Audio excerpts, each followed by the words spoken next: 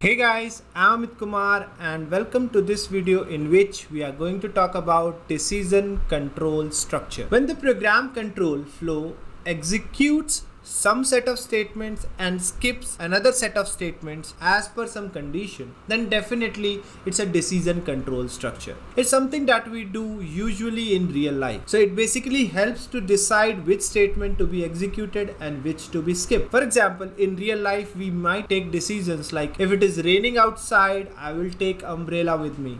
Or if it is raining outside, I won't go at all. So in programs, when we execute some certain set of statements and skip some other set of statements depending upon a condition, then that belongs to decision control structure. Now let's solve the following problems to understand the scenario. Create a flowchart to show a given number is even or odd. Create a flowchart to show the largest of three numbers. Now the hint is even numbers are divisible by 2. And for finding out the largest of three, we will compare two numbers for the larger one and then compare the larger one with the third number. So let's see how to find out a number is even or odd. We will start the flowchart. We will take the number in num variable. We will divide by 2 and store remainder in rem. Now we can write down it as rem is equals to num mod 2, as this mod operator is used as division for remainder in many programming languages. Now here's a decision box. Here we will check the condition, and as I told you, this decision box accepts one flow line and there will be two flow line coming out of it. Now the condition is if remainder is equals to 0. If this certain condition is true, definitely we will show even, and in case if this condition is false, we will show odd. And you can see two flow lines coming out of it,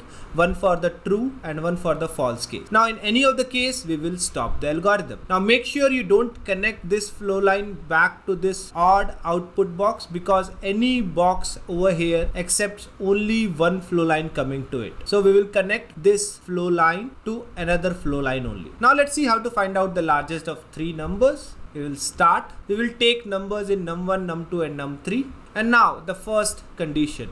If num1 is greater than num2, definitely this condition can be true or this condition can be false. If this condition is true, that means num1 is the larger of the two, and hence we will compare num1 with num3. And if this condition is false, definitely num3 is larger number. Why? Because we know num1 is already greater than num2, but when this condition is false, it means num1 is not greater than num3. So definitely num3 is the larger one. But if this condition is true, definitely num1 will be the larger one. So that's the scenario when the first condition becomes true. But in case if the first condition is false in itself, it means num2 is the larger of num1 and num2, and hence we will compare num2 with num3. Now definitely this condition can also become true or false. So if this condition is false, definitely num3 is larger, the same situation that arises here. But if this condition is true,